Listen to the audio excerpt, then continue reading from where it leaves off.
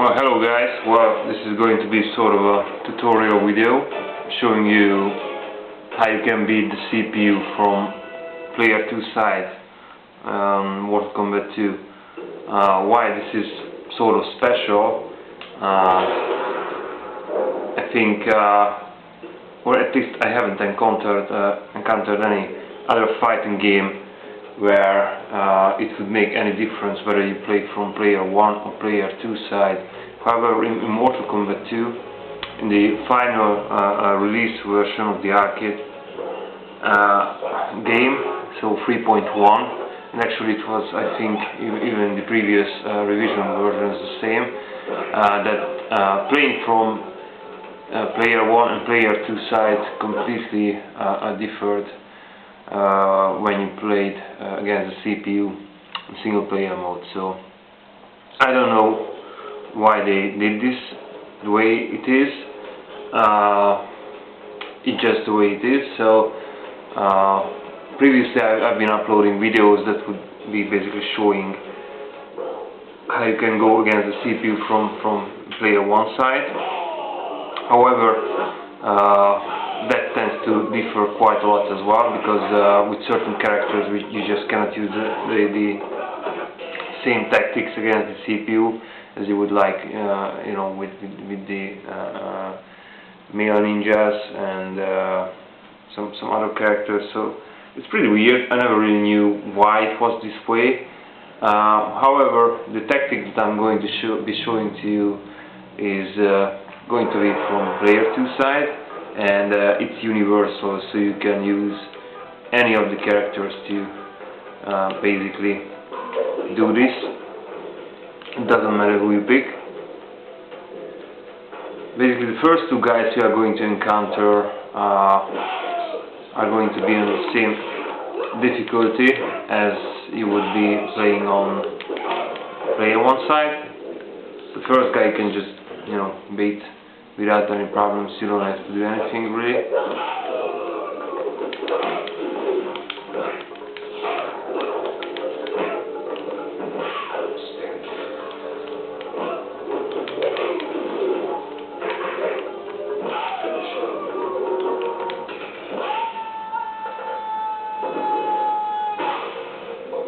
And it's going to be the same thing with the second guy, so there isn't anything special you need to do.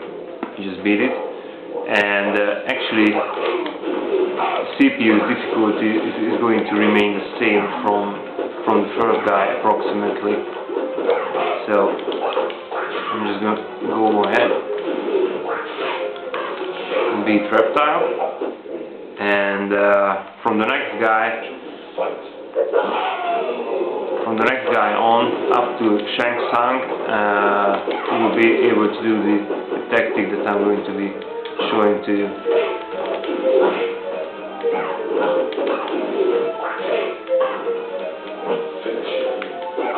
Oh shit, forgot how to do the fatality. Never really play with Milena except in 1 versus 1 matches. Okay, so here you go.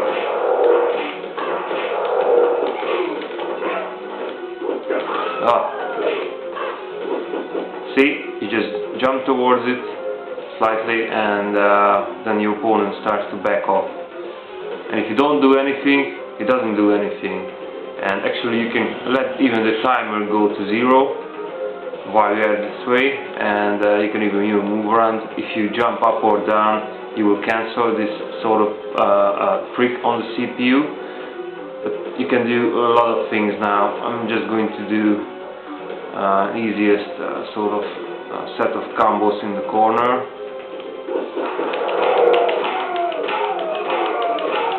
That's basically it. It doesn't work with all of the characters. I mean this type of corner tactic, but up from now you can use the very same tactic against everybody. Basically, you just need to find free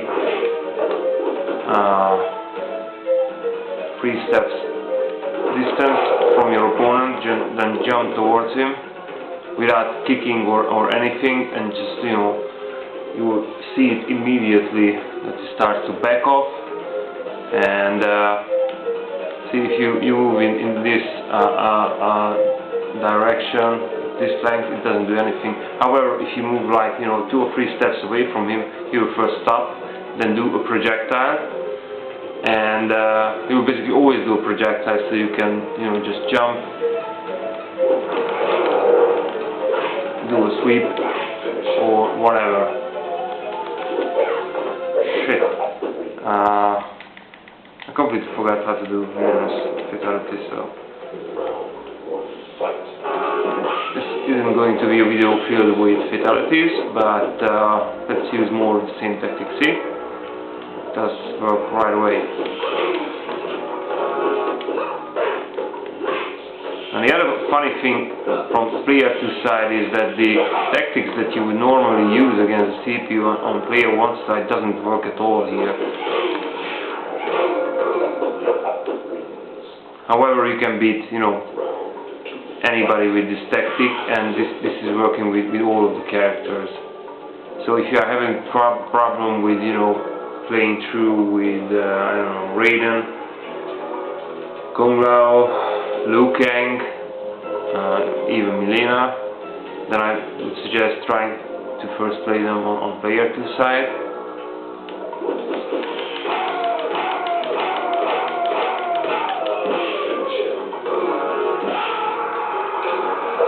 Because they are much more easier to play this way on the second player side. So, and this tactic does work against the hidden characters as well. Basically, it works against everybody except the bosses. Shao Kahn and King Taro will play exactly the same on player 1 and player 2 side, so that doesn't matter.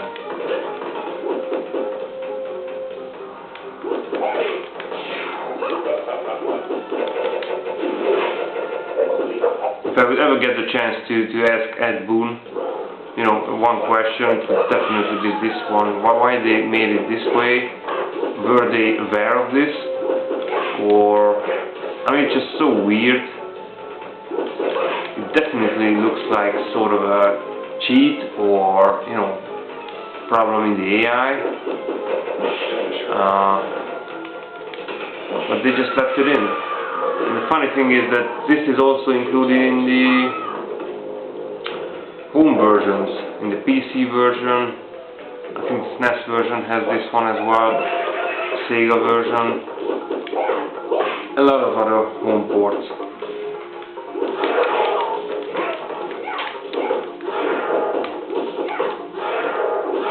See, the normal tactics don't work. Have to keep on using this against him. Shit! Now with Liu Kang I can't just go into the corner with him and use my elbow to finish him off all the way, just because his projectile move is too long, so to speak, and I wouldn't be able to start the corner combo this way. So I'm just gonna have to do it this way then. Oh shit. I haven't played from player 2 side for quite a while.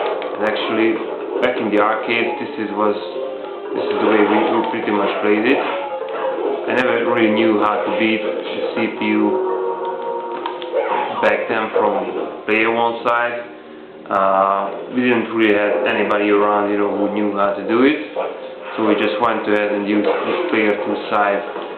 This tactic does always work from player 2 side, however it tends to get pretty boring if you do it this way, so interesting to try out, but it's not the best way to play this game. And now with Sub-Zero I could do the elbow thing in the corner, just a bit trickier due to his freeze move. Have to be careful about it. See? Fucked up. Okay, here we go, yeah.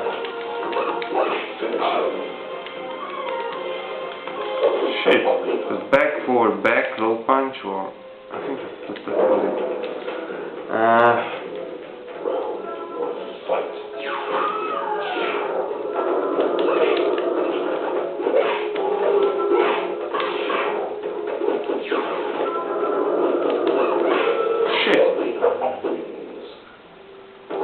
Okay.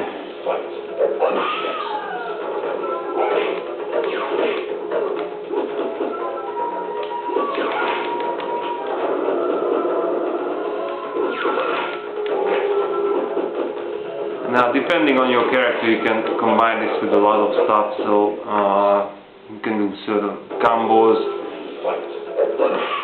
input some, projectile moves like Sub-Zero. You just do a jump kick afterwards. This, after your opponent throws the projectile, then do a ground freeze, uppercut him.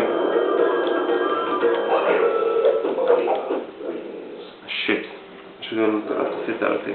So it's a pretty neat thing, but it's rather a curiosity. And yeah, it's rather an odd thing. I did do a lot of searching around about this on the internet, strategy guides and stuff like that, and never really knew or saw that anybody would have picked this up. Although a lot of people are aware of this, and hardcore MK fans definitely know about this, but still nobody really questioned, why this was in the game, or why is it this way. I don't know. It's just so weird. Back in the arcades, in Hungarian we called it testcsel, so basically a body trick or body move. And after you learn this, which wasn't that hard, just jump towards the enemy and then let him go backwards. It was all you needed. And you could basically beat almost everybody up to Kintaro pretty easily. So it's a neat thing.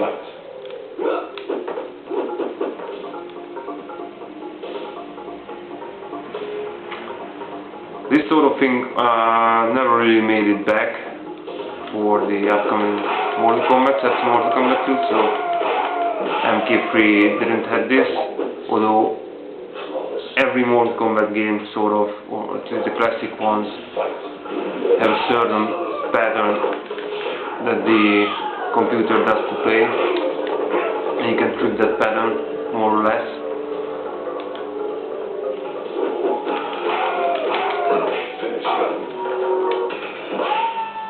Actually, there is a pretty similar move in Mortal Kombat 1 as well, where you can trick the CPU into throwing a projectile, and you can jump just over the head of your opponent, and basically uppercut him or whatever. Okay, now I'm gonna be triggering Jade, just to show you guys that it does work against the hidden characters as well.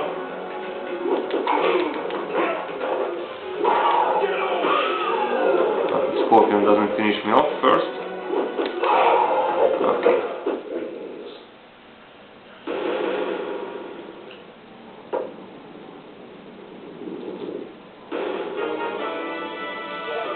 It's just a weird thing.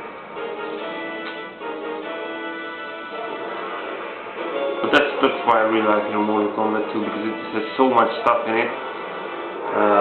Even if this thing was unintended, just sort of adds to the flavor.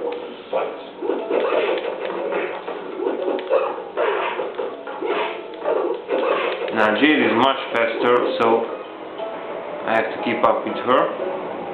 I'm going to try to do the elbow combo in the corner with her. Just have to tap it a lot faster than usual.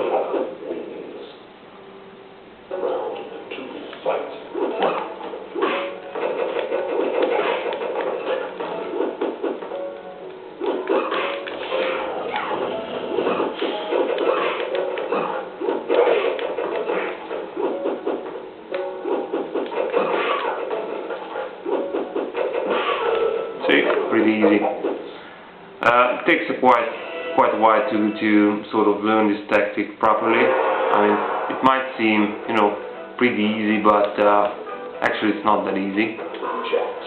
So you need to work around it a bit, and you need to figure it out, how it works properly. Okay. With the jacks you can especially do some neat things if I don't fuck it up.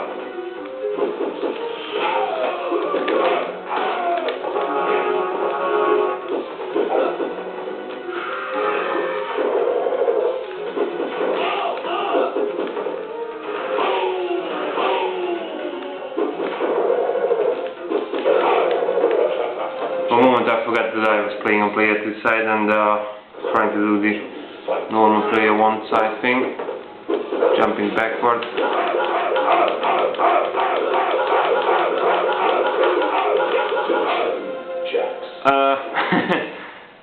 That's just pretty stupid. I never really knew, you could do something like this against the CPU, but guess what? Surprise, surprise. Okay. Now, like I said, Kintaro plays exactly the same as on player 1 side, and I'm not the best sort of player against him with jacks. I'm just going to try to do the normal jump kick thing against him.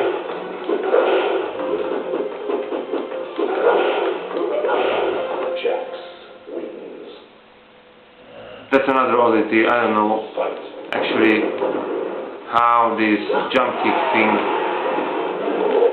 against Kintaro really works. I just always managed to pull it off. You cannot do this on the arcade, that's for sure. And although it's the same version, I think it has to do something with the controller. You just cannot get this movement done on your arcade controller.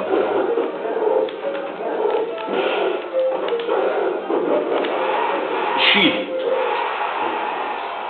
Double firewall. I'm just gonna have to resort to this cheap tactic, but I just wanna own him.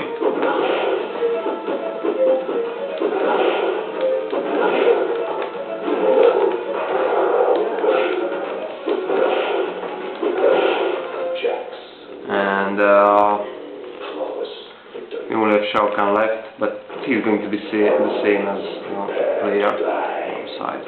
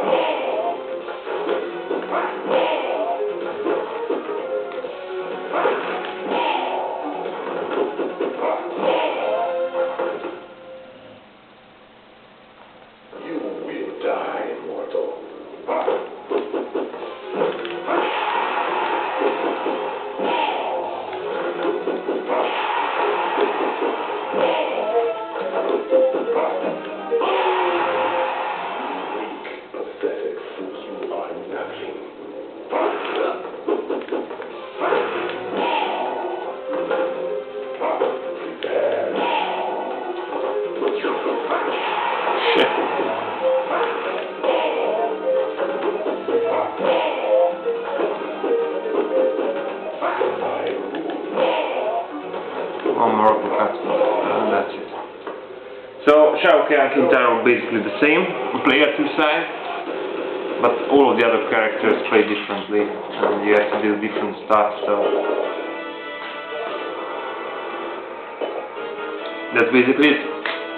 If you didn't know about this or haven't seen this before, well, I guess seasoned Mortal Kombat fans or players are already aware of this. However, if you do not, then just go ahead and give it a go and test it out, so see how it works. Like I said, if you're having problems with beating Mortal Kombat 2, this is a pretty easy way to do it. You just have to remember that this does only work from player 2 side. And see you guys next time. One more update. Basically, Mortal Kombat Arcade Collection is nowhere to be seen for Europe, and it's already the 16th of September, I think, today. I haven't checked the calendar, but must be something around that. So, and absolutely no news about it, and I'm starting to not care about it at all. Actually, the good thing is when I learned that Mortal Kombat Arcade Collection was supposed to be released, or is going to be released, and I saw that they made such a fancy new pedigree stick for it, I immediately wanted to order one for myself. However, that company basically does not ship to Hungary, country where I live, so I can't get it. But I've been pretty much hooked up on it, and started searching the net for sort of control panel plans, and thought about doing an own arcade controller for myself. And I actually ended up starting doing my very own arcade cabinet, and at the moment I'm basically constructing the control panel. I'm going to be making a separate video about that. I went to Carpenter this Monday, discussed with him the plans about how to do it. He should be finished by the end of this week with it. So I'm just going to pick it up. Once I have the whole control panel layout, I'm just going to make a new video about it. I have just ordered the sort of keyboard or control panel layout from Main Marquis, or I don't know, they have sort of changed their name, and that should be shipping in about 1 or 2 weeks. I already have my iPad, which is going to be basically connecting the arcade controller interface to the computer, and I'm going to be running MAME, and basically making a main cabinet. So, but like I said, I'm going to be posting more stuff on that. I think next week when I have more stuff together on the summer, just to show you guys. And so this is what I've been pretty much up to lately. It's going to be cool. So see you next time.